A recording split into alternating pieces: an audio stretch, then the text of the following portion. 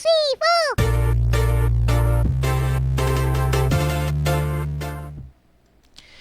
Halo Gunarwan dan Gunarwati sekalian, ketemu lagi ya di channel saya Gunar Os. Dan kalau teman-teman ngelihat thumbnailnya, ngeklik di video ini pasti udah tahu kita mau ngomongin ya ini nih ya, jendela transfer Januari. Kok kayaknya susah banget gitu ya. Kenapa nih Arsenal? Kita udah berarti pada saat saya tayang video ini kita masih ada sekitar seminggu sebelum jendela transfer ditutup dan belum ada tanda-tanda pemain yang positif gitu ya, akan datang ke Arsenal gitu. Jadi apa nih tantangannya di jendela transfer Januari ini? Teman-teman, sebelum kita masuk ke pembahasan lebih lanjut, perkenalkan dulu bagi yang baru pertama kali hadir di sini. Channel saya adalah fans channel Arsenal. Jadi kalau teman-teman ngefans dengan Arsenal atau suka dengan konten-konten sepak bola semacam ini, boleh yuk di like, share, dan subscribe ya. Buat yang sudah subscribe, nah sebenarnya juga yang belum subscribe juga tolong dibantu klik tombol like-nya ya, agar kita dibantu oleh algoritma YouTube. Dan saat ini juga saya sedang mengejar 1000 subscriber. Jadi buat teman-teman yang belum subscribe, boleh yuk dipencet tombol subscribe-nya dan juga dipencet tombol loncengnya. Jadi setiap kali saya upload teman-teman dapat pemberitahuan dari YouTube. Oke ya, tidak berlama-lama kita mau ngomong dulu ini, eh, kenapa nih Arsenal ini di jendela transfer Januari ini kok sangat sulit ya. Sebenarnya kalau kita lihat secara historical gitu ya, di masa modern Arsenal, sebenarnya bukan masa modern lah, pasca Wenger, saya ngomongnya pasca Wenger aja. Kita memang di jendela transfer Januari ini biasanya kesulitan gitu ya. Kenapa? Ya karena memang ini banyak sekali faktornya ya, dan ini yang pengen kita bahas. Jadi secara historis kita memang di jendela transfer Januari ini biasanya kesulitan gitu. Untuk jendela transfer kali ini menurut saya ada ekstra kesulitan ya. Kenapa? Satu, yang pembahasan yang ingin saya bahas pertama ini adalah bagaimana kita ini kehilangan sporting director kita ya. Jadi teman-teman mungkin ingat di pertengahan paruh pertama musim ini gitu ya, Edu ini meninggalkan Arsenal, mengundurkan diri gitu ya. Jadi Edu ini mengundurkan diri, yang tentu ini kenapa kok ini jadi satu kesulitan bagi Arsenal dengan Edu mengundurkan diri ya ini. Eh, Pertama adalah sporting director ini kan adalah orang yang menegosiasikan kontrak gitu loh. Jadi sorry, bukan menegosiasikan kontrak, menegosiasikan jual beli pemain. Jadi ini sporting director ini adalah orang yang berbicara dengan klub lain, dengan agen si pemain, tentang rencana Arsenal untuk membawa pemain tersebut datang ke Arsenal gitu. Dan ini negosiasinya tentu bukan hanya tentang nilai transfer gitu ya, tapi juga bagaimana rencana Arsenal untuk mengembangkan pemain tersebut. Jadi pasti ngomong sama si agen pemain, rencana gua ketika lu nanti datang ke Arsenal nanti lu bakal begini begini begini begini. Nah, dan lalu juga tentu untuk negosiasi gaji gitu ya. Nah, ini adalah tugas sporting director. Bukan tugasnya Arteta ya. Jadi ini tugasnya sporting director. Sebentar saya minum dulu. Ya, jadi ini tugasnya sporting director. Dan tanpa sporting director ini menjadi satu problem. Ya sebenarnya kita bukan tanpa sporting director.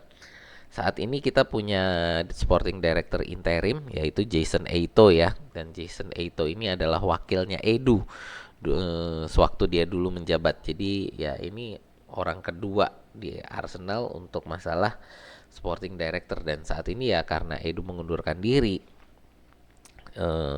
Jason Eito ini yang menjadi apa ya, interim lah. Jadi tadi interim untuk sporting director kita. Nah, pergantian ini tentu menjadi satu masalah. Kenapa? Karena eh, bukan hanya untuk melanjutkan negosiasi. Problemnya adalah bagaimana rencana transfer yang ingin dilakukan gitu kan, oleh Edu sebelum dia mengundurkan diri. Sialnya, eh, apa ya? Ya saya bilang sialnya aja lah. Kondisi Edu mengundurkan diri ini salah satu alasan. Jadi sebenarnya ada beberapa alasan, teman-teman boleh lihatlah video-video saya tentang Edu ya. Udah bisa dilihat di playlist saya gitu. Eh Salah satu problemnya Arsenal ini, salah satu alasan Edu mengundurkan diri ini adalah karena Arsenal itu menolak rencana Edu untuk sistem rekrutmen. Jadi Edu itu saat ini sedang, bukan saat ini, di awal musim lah ya, di akhir musim kemarin, awal musim ini dia bikin satu rencana sistem perekrutan gitu. Di mana sistem rencana itu lalu ditolak oleh petinggi Arsenal gitu ya. Jadi di mana dia ingin melakukan kerjasama dengan klub-klub Brazil gitu ya, di mana klub-klub ini lalu menjadi feeder bagi Arsenal untuk mereka mengirimkan pemain-pemain mereka, dan juga bagi kita untuk mengirim pemain kita ke sana untuk di loan atau gimana lah gitu. Jadi intinya Edu ini ingin membantu uh, klub Brazil gitu loh. Jadi ya gimana pun juga dia kan sebelum ke Arsenal dia adalah sporting directornya dari timnas Brazil gitu. Jadi saya rasa dia juga ingin membantu timnas Brazil bagaimana supaya bisa nih pemain-pemain Brazil ini datang ke klub papan atas Eropa gitu ya. Dan saya rasa ini menjadi satu problem bagi eh, Arsenal, bagi petinggi Arsenal, bahwa mereka tidak ingin terikat pada satu negara aja gitu loh. Jadi inginnya lebih internasional gitu loh. Nggak hanya, jadi bukan hanya Brazil minded gitu kan, tapi European minded gitu. Jadi lebih luas gitu loh. Dan kalaupun ingin mendatangkan pemain Brazil, adalah pemain yang eh, sudah sudah terbukti di Eropa gitu. Jadi ini yang menjadi satu problem. Nah, karena dia mengundurkan diri karena tadi masalah rencana ini, ya ini akibatnya adalah sekarang nggak ada rencana nih, nggak ada rencana sistem untuk perekrutan gitu. Nah, ini jadi tantangan pertama. Jadi teman-teman, saya mau reminder nih. Yang pertama, ini kita masalah kita sporting director kita interim, dan dia tidak ditinggalkan rencana apapun untuk melanjutkan untuk melanjutkan sistem rekrutmen di musim ini gitu. Jadi ini yang menjadi satu tantangan. Jadi ya tadi, bahwa yang dilakukan oleh Jason Eito ini eh, adalah, ya dia harus bikin sistem baru, dia harus bikin rencana baru gitu kan. Dan ya dia melakukan itu udah terlalu dekat menurut saya dengan jendela transfer musim dingin, sehingga ya tentu negosiasi-negosiasi lalu ngobrol-ngobrol dengan agen pemain ini bisa dibilang terlambat. Kenapa terlambat? Kan jendela transfernya baru dibuka Januari. Ya jendela transfer baru dibuka Januari. Cuman kita secara, ya ini udah rahasia umum lah ya, bahwa negosiasi dengan klub, negosiasi dengan agen pemain itu dilakukan jauh-jauh hari sebelum jendela transfer dibuka gitu ya. Jadi ketika jendela transfer dibuka itu udah cuman tinggal finalisasinya aja gitu. Jadi itu yang menjadi satu masalah yang pertama gitu. Bagaimana kita sporting director kita mengundurkan diri, dan saat ini belum punya planning baru, atau planning barunya ini terlalu dekat dengan jendela transfer Januari gitu ya. Nah, lanjut kita ke problem kedua, ini adalah untuk kondisi pasar. Ya, kondisi pasar pemain saat ini menurut saya sangat sulit ya. Jadi kebutuhan kita saat ini, ya kemarin kita di awal saya bikin untuk segmen heboh transfer ini, saya bikin satu video itu kan adalah untuk posisi mana sebenarnya yang kita butuh untuk eh, tambahan pemain gitu ya. Nah, kondisi kita saat ini kan kita sangat butuh striker. Kenapa? Karena ini Gabriel Jesus ternyata cedera ACL gitu kan. Bukayo Saka juga cedera lutut, dia cedera otot ya kalau nggak salah, hamstring ya. Dan ini jangka panjang juga gitu. lalu Trossard yang negosiasi kontraknya masih belum beres gitu. Jadi untuk sisi penyerang ini kita juga butuh untuk tambahan pemain. Problemnya kondisi pasar ini untuk striker, untuk penyerang ini saat ini semua klub papan atas itu butuh. Ya, jadi klub-klub papan atas ini juga rebutan pemain-pemain yang bagus gitu ya. Bahkan kalau kita lihat ini yang baru beres ya tadi saya lihat baru beres itu Manchester City bisa dapat Omar Marmoush. Ini pemain muda loh ya. Jadi ini pemain muda yang baru naik daun. Itu harga transfernya tadi sekitar 75 juta euro gitu loh tadi ya saya baca. Jadi harganya tinggi banget gitu loh, dimana pemain muda ini yang belum apa ya, ya baru baru bagus sebentar lah gitu kalau mau dibilang. Baru sekitar satu musim, udah satu musim belum sih, bahkan kayaknya bahkan belum satu musim bagusnya dia. Ini udah harganya di 70 juta, di atas 70 juta euro. Apalagi untuk pemain yang sudah terbukti gitu kan. Jadi ini eh, menjadi kesulitan kita juga ini ya untuk kondisi pasar. Bisa kita lihat juga ya ini bentar. Untuk pemain seperti Matheus Cunha ya yang kita pengen beli juga nih ya, Matheus Cunha ini tidak dijual oleh Wolves untuk jendela transfer kali ini gitu ya. Kenapa? Karena Wolves sendiri masih berusaha untuk keluar dari pertarungan zona degradasi gitu. Jadi mereka juga punya target dan mereka berharap Matheus Cunha sampai dengan akhir musim ini bisa membantu Wolves ini eh, keluar dari pertarungan zona degradasi. Jangan sampai mereka terdegradasi gitu ya. Nah ini jadi salah satu contohnya. Berikutnya juga Benjamin Sesko ya. Sesko ini juga eh, masih terkendala karena RB Leipzig juga sama. RB Leipzig juga tidak ingin menjual di jendela transfer Januari ini. Alasannya sama karena mereka juga masih punya target gitu. Jadi mereka tidak ingin Sesko untuk sorry dari klub saat ini. Kenapa? Ya mereka juga punya target gitu loh. Jadi sangat kesulitan. Nah ini satu lagi ini pemain yang saya rasa ini waktu itu sempat mau dicari oleh Arsenal nih ya, Evan Ferguson. Evan Ferguson ini adalah pemain muda dari Brentford yang saat ini ya sebenarnya lagi terkendala gitulah ya dia. Jadi waktu bermainnya berkurang sejak dia cedera musim kemarin. Nah, ini tadinya mau dipinjam oleh Arsenal gitu kan. Arsenal tadinya mau pinjam. Tapi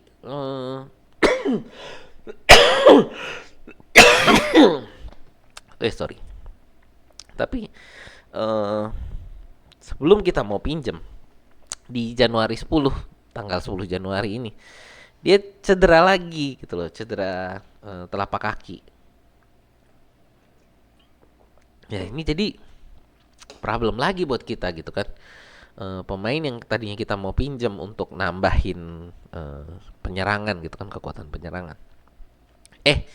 Cedera juga gitu. Jadi ya ini pemain yang menurut saya tadinya eh, hampir pastilah bisa kita pinjam ya karena eh, aduh sorry banget lagi batuk nih ya. Brentford ini butuh juga untuk supaya Evan Ferguson ini punya jam terbang gitu ya. Nah ini ternyata jam terbangnya apa namanya belum sempat kita mau pinjem udah cedera duluan. Ya, jadi tadinya saya pikir ini udah hampir pasti bakal ke Arsenal lah untuk dipinjam gitu ya. Udah mau bikin video, saya lihat malah cedera gitu kan.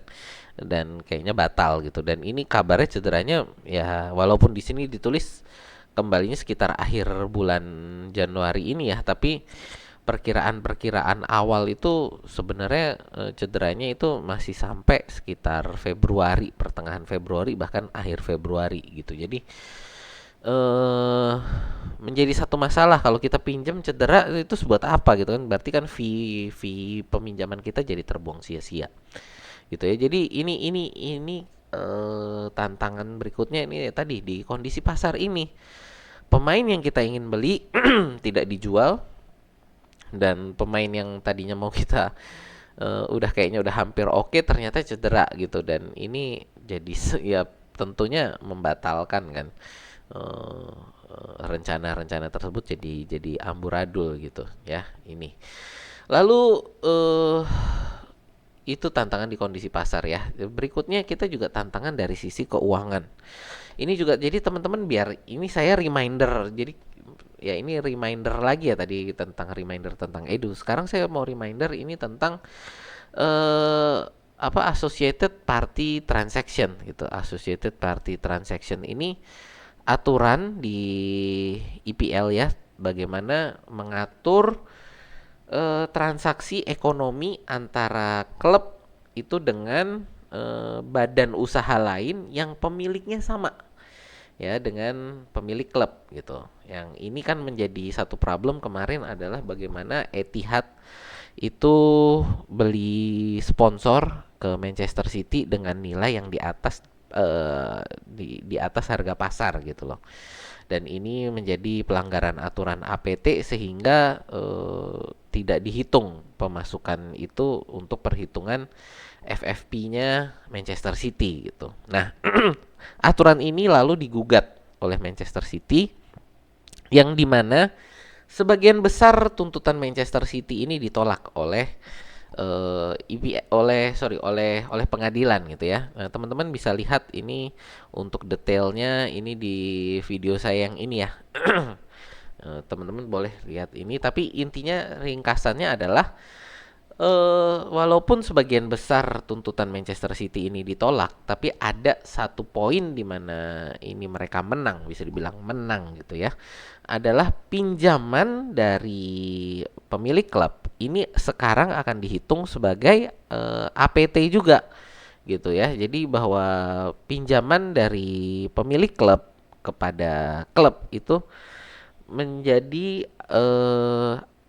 associated party transaction juga gitu loh, bahwa peminjaman yang nggak kira-kira ini harus diperhitungkan sebagai transaksi yang bermasalah gitu ya, transaksi yang dari badan hukum lain, badan usaha lain eh, yang pemiliknya sama gitu kan. Karena kalau kita ngomong Arsenal gitu ya, ini eh kita kan pinjaman ini bukan bukan langsung dari Kroenke-nya ya. Pinjaman ini adalah dari KSE, KSI, ke Kroenke Sports and Entertainment. Jadi kita sekarang juga nggak bisa dikasih pinjaman dari pemilik klub secara gampang, secara apa ya, secara langsung, karena kita sekarang harus menghitung pinjaman dari pemilik klub ini sebagai aturan APT gitu loh. Jadi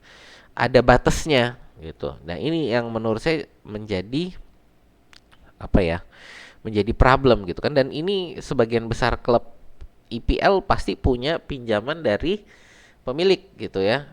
Bahkan Liverpool aja juga kena ini sebenarnya di aturan APT ini dengan kemenangan Manchester City terhadap tuntutan hukum ini. Jadi ini satu lagi problem di dalam perekrutan Januari ini ya, khususnya untuk musim ini, karena sekarang kita mau beli pemain yang harganya mahal di jendela transfer Januari, terkendala dengan aturan keuangan gitu kan.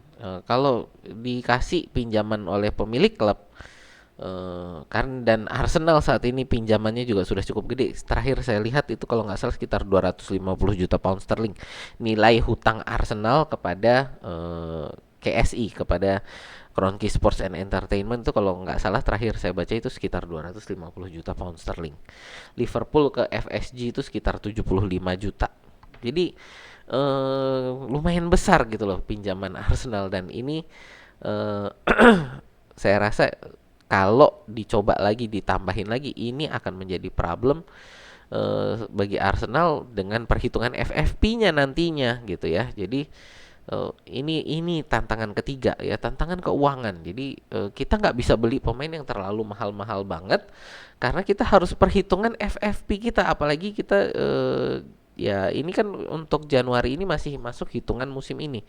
Jadi musim kemarin jendela transfer kemarin ini juga ya kita sudah ada pembelian. Jadi yang di sini pembelian kita juga ada budgetnya yang saya rasa makanya kita nggak berani lempar angka gede-gede untuk Cunha, untuk Mbuemo, untuk Sesko gitu. Karena sebenarnya sih saya rasa kalau kita kasih duit yang cukup besar gitu ya, mereka klubnya kasih kemungkinan besar bisa lah kasih gitu ya. Tapi eh, kita nggak berani. Kenapa? Karena kalau kita lakukan kita bisa kena nanti kan di aturan APT dan akhirnya ke aturan FFP ini gitu loh ya. Ini jadi ya tantangan keuangan kita nih yang ketiga. Nah, ini. Nah, berikutnya juga yang apa ya? Menurut saya menjadi satu ya ini saya lebih kepada fans ya. Ini karena fans ini kayaknya pengen kita beli ya. Siapa yang dibeli ya pokoknya beli gitu kan. Nah, ini menurut saya berbahaya ya kalau kita rekrut pemain ini asal-asalan ya. Jadi Arsenal ini punya satu standar perekrutan pemain di mana pemain ini harus pada skill tertentu dan bisa mengikuti sistemnya Arteta gitu kan. Dan ini ada standar-standar ini yang menurut saya sangat bagus Arsenal lakukan ya. Jadi kita nggak asal beli pemain. Di mana kalau standar ini tidak terpenuhi, kemungkinan besar kita bukan belilah, kita pinjem dulu gitu loh. Ya, jadi ini yang menurut saya menjadi satu pemikiran gitu kan. Ya walaupun kita setiap kali beli pemain itu selalu ada potensi dan ada resiko ya. Jadi kita beli pemain yang udah levelnya tinggi pun belum tentu datang ke Arsenal bisa langsung nyetel gitu kan. Pada saat yang sama juga bisa jadi ini pemain nggak dikenal datang ke Arsenal tiba-tiba karena dia nyetel banget sama pemain-pemain yang lain bisa langsung meroket gitu ya. Nah ini tapi bukan satu hal yang mudah gitu loh. Jadi Arsenal ini punya satu standar yang dimana kita eh lakukan itu supaya mengurangi resiko gitu kan. Contoh nih Raheem Sterling kan. Menurut saya ini bahayanya kalau kita asal rekrut gitu kan. Raheem Sterling pun yang menurut saya dia oke lah track recordnya sejarahnya dia pernah sangat bagus bermain untuk Manchester City, untuk Liverpool, untuk kalau untuk Chelsea kalau nggak ya saya rasa dia nggak terlalu bagus lah pada saat dia di Chelsea gitu. Raheem Sterling ini eh, ya kita sudah mengurangi resiko dengan bagaimana kita dapatkan dia hanya bayar gajinya setengah gitu kan. Jadi bahkan kita nggak bayar fee peminjaman, kita cuman bayarin gajinya dia setengahnya dari gaji dia di Chelsea gitu. Itu pun teman-teman ngerasa bahwa rugi gitu kan.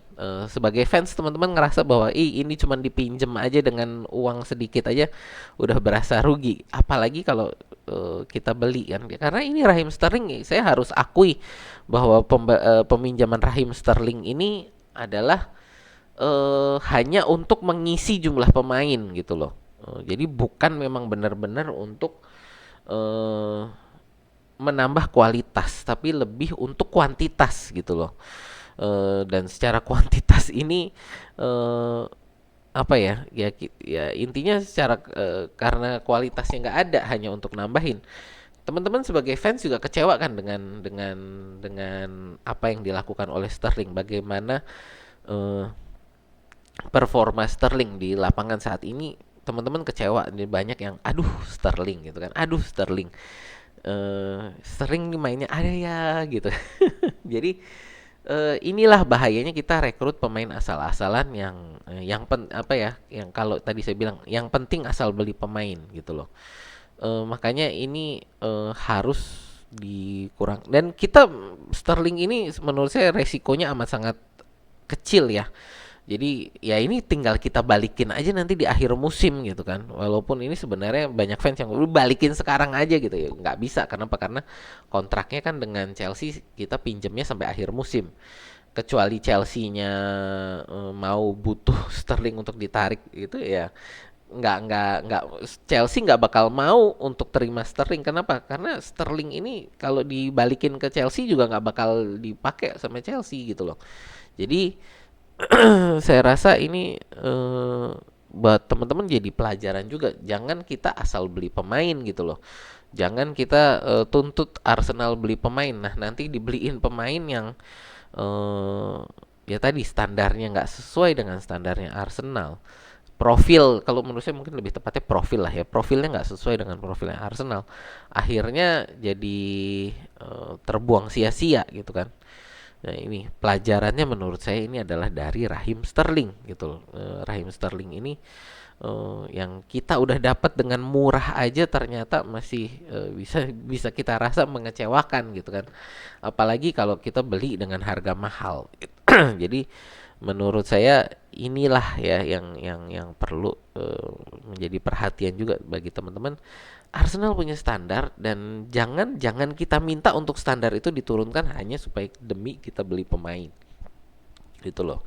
Ya jadi jangan kita marah-marah hanya apa ya, pengen punya pembelian pemain hanya demi pembelian pemain gitu ya. Nah, ini yang standar yang kedua ya menurut sorry apa eh, tantangan juga ini menurut saya, bahwa ya tadi karena standar pemain yang ingin kita beli yang sesuai dengan standar kita ya tadi harganya nggak masuk secara keuangan, lalu juga memang tidak dijual, ada juga yang memang cedera gitu kan ya. Ini jadi standar ini yang menurut saya teman-teman harus hati-hati terhadap harapan teman-teman gitu loh. Jadi be careful what you wish for gitu. Jangan kita berharap beli pemain hanya demi beli pemain, akhirnya nggak kepake gitu kan. Saya juga sebenarnya di awal musim ini sempat agak senang juga dengan kita peminjaman Raheem Sterling yang menurut saya cukup masuk akal dengan sangat murah gitu ya. Tapi bahkan dengan harga yang murah itu pun saya juga ya agak kecewa gitu kan dengan Raheem Sterling ya, walaupun ya menurut saya permainan dia standar lah sebagai pemain yang diambil hanya untuk mengisi jumlah. Menurut saya dia sih ya sudah bermain cukup bagus lah kalau hanya untuk mengisi jumlah, tapi tetap kecewa. Kenapa? Karena yang dimana menurut saya dia bisa memberi kontribusi ternyata tidak memberi kontribusi gitu loh ya. Jadi ini be careful of what you wish for. Hati-hati dengan harapan teman-teman Arsenal beli pemain hanya demi beli pemain, karena bisa jadi ya kalau seperti itu akhirnya terbuang sia-sia dan kecewa lagi kitanya gitu kan.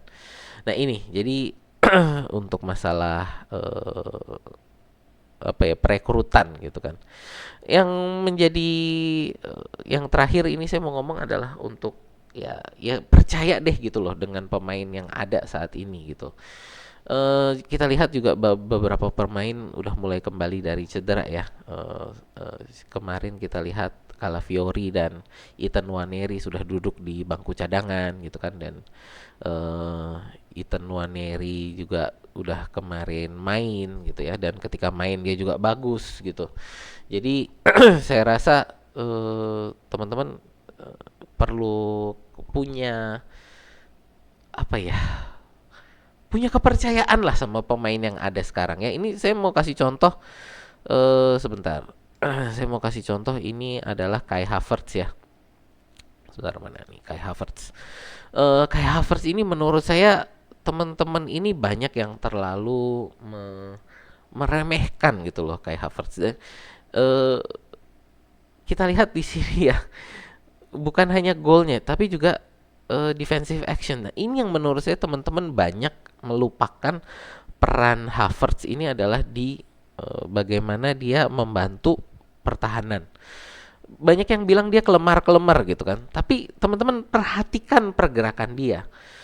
Eh ketika dia menyerang ada di depan gawang lawan gitu ya. Lalu misalkan bola hilang, nggak nggak lama ya, jadi bersamaan dengan bola itu dia tiba-tiba udah balik lagi di depan gawangnya David Raya gitu loh. Jadi bagaimana dia bergerak dari gawang lawan tiba-tiba ada di gawangnya David Raya gitu. Itu pergerakannya sangat cepat, makanya ini dia bagus banget. Dan menurut saya kenapa dia diberi kepercayaan oleh Arteta, karena dia juga untuk secara pertahanan ini bagus banget gitu loh ya. Lalu ya kan kita beli striker karena ingin punya gol. Kita lihat dia di 30 pertandingan musim ini ya, dia punya 13 gol dan 2 assist. Jadi sudah 15 apa ya, kontribusi gol. Karena gol dan assist ini kontribusi gol ya. 15 kontribusi gol. Musim lalu dia ini 21 gitu kan dengan 51 pertandingan. Jadi 14 gol dan 7 assist di semua kompetisi ya. Jadi saya rasa musim ini Havertz pun sudah dalam track untuk mencapai 20 kontribusi gol. Jadi ini pemain yang sangat, menurut saya ya, pemain yang terlalu diremehkan gitu loh, kayak Havertz ini. Ya, mungkin saya perlu bikin lagi nih kayak kayak musim lalu, karena saya musim lalu saya sangat percaya dengan Havertz ya. Eh sangat percaya dengan Havertz bahwa dia ini pemain sebagai penyerang juga penyerang yang bagus. Bukan luar biasa, tapi penyerang yang bagus gitu loh. Jadi saya bikin setiap kali dia bikin gol dan assist, saya selalu update jumlah gol dan assist dia. Untuk reminder aja ke teman-teman bahwa ini pemain bisa 20 kontribusi gol. Jadi 21 kontribusi gol dia musim kemarin kan. Nah, di musim ini dia juga dalam apa ya, dan musim lalu dia hanya kalah sama Bukayo Saka untuk kontribusi gol ini ya. Jadi dia kedua terbaik di Arsenal setelah Bukayo Saka. Musim ini pun dia sudah 15 ya kontribusi golnya. Walaupun ya saya juga kemarin saya sempat bilang saya agak kecewa dengan Havertz. Kenapa? Karena seolah-olah dia ini kayaknya kok kayak kurang pede lagi. Kenapa dia kurang pede lagi? Menurut saya harusnya memang dengan bagaimana dia bermain di akhir musim kemarin, ya dia underperform sebenarnya. Tapi dengan kita lihat nih angka-angka ini angka yang bagus gitu loh, bukan angka yang jelek. Oke, mungkin tidak luar biasa gitu ya. Kita tidak bersaing dengan Haaland dan Salah dalam jumlah gol dan asisnya juga gitu ya. Tapi perlu diingat memang sistemnya Arsenal ini adalah sistem kolektif. Ya, dimana untuk gol dan asis ini semua pemain harus berkontribusi gitu loh ya. Jadi saya rasa teman-teman, saya mau reminder gitu kan. Jadi ini Havertz ini juga bukan pemain yang jelek gitu loh. Ya, oke. Angkanya tidak luar biasa, tapi ini angka yang bagus gitu. Dan dengan pertandingan kemarin dia 1 gol dan 1 assist gitu ya. Saya harap dia juga bisa lebih percaya dirinya dia, saya harap lebih naik lagi dan lebih bisa apa ya? Lebih bisa untuk konsisten gitu loh. Ya, karena beberapa kali di pertandingan-pertandingan ini angka kontribusi ini, bahkan saya sendiri juga saya sampai kaget juga tadi ketika saya buka angkanya ini loh. Si Havertz ini udah 15 kontribusi gol loh. Itu saya sendiri tadi juga sempat kaget. Kenapa? Karena kita lihat dia banyak sekali juga kan kesempatan-kesempatan yang ada ini terbuang sia-sia gitu. Jadi dari saya ini ya Havertz memang bukan pemain luar biasa, tapi dia pemain yang sangat bagus gitu.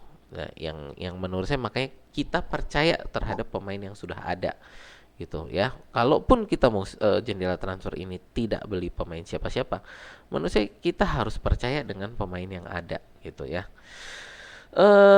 Ya oke, sebelum saya tutup ya, ini saya juga mau ngomong bahwa kita, walaupun mungkin jendela transfer ini pembelian pemain mungkin tersendat-sendat gitu ya, dengan berbagai tantangannya gitu, ada harapan gitu kan. Jadi dengan tadi Jason Eito ini datang, dia menegosiasikan ini, negosiasi yang terjadi di jendela transfer Januari ini mungkin akan bukan mungkin, sepertinya pasti akan berlanjut sampai dengan jendela transfer musim panas.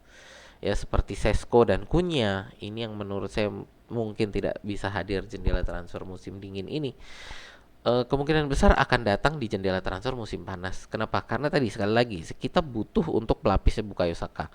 Kita butuh untuk penggantinya Jesus yang cedera jangka panjang saat ini, gitu kan.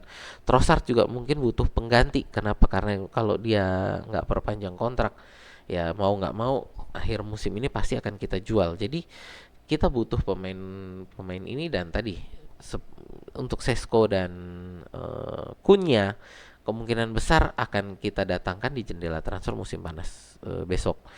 Juga Martin Zubimendi ya yang kabarnya udah oke nih. Tapi dia nanti baru didatangkan di jendela transfer musim panas. Menurut saya ini adalah berita-berita positif yang ya memberi harapan lah untuk di jendela transfer berikutnya yang sudah kita beresin, mungkin bukan diberesin lah, sudah kita kelola mulai dari sekarang gitu loh. Jadi ini yang menurut saya sangat penting bahwa kehadiran Jason Eito walaupun hanya sebagai interim, dia memberikan fondasi untuk jendela transfer musim panas besok gitu loh, yang tinggal kita beresin gitu. Yang oke lah, nggak bisa datang jendela transfer musim dingin ini karena klub-klubnya ini sendiri juga masih punya target.